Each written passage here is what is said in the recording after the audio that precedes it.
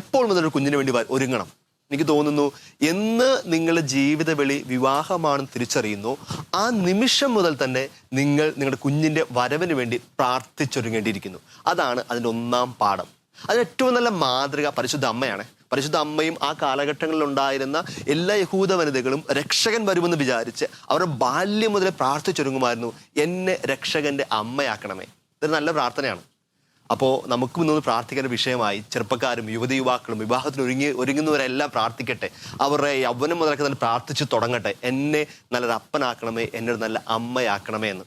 വിവാഹം എന്ന വിളിയെപ്പറ്റി പറയുമ്പോൾ സഭ നമ്മളെ പഠിപ്പിക്കുന്നത് 2 കാര്യങ്ങളാണ്. സ്നേഹത്തിൽ ഒന്നാവുക, ജീവനെ ആ സ്നേഹത്തിൽ നിന്ന് കർത്താവിൻ്റെ നാമത്തിൽ ജനിപ്പിക്കുക. സ്നേഹദായകവും ജീവദായകവും. സ്നേഹദായകം എന്ന വിവാഹത്തിന് വേണ്ടി ഒരുക്കത്തെയും ജീവദായകം എന്ന് പറയുന്നത് നമ്മുടെ കുഞ്ഞിന് വേണ്ടി ഒരുക്കത്തെയും നമുക്ക് പറയാം.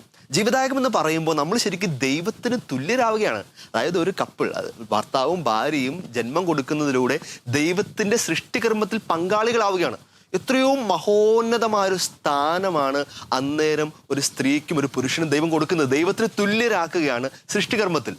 ദൈവത്തിന് തുല്യരായ ആ പ്രക്രിയയിൽ പങ്കെടുക്കണമെങ്കിൽ എന്തുമാത്രം നമ്മൾ ഒരുങ്ങണം. അതുകൊണ്ടാണ് ഈ അകന്ന ഒരുക്കം ഏറ്റവും വളരെ പ്രധാനപ്പെട്ടതാണെന്ന് പറഞ്ഞു തുടങ്ങുന്നത്.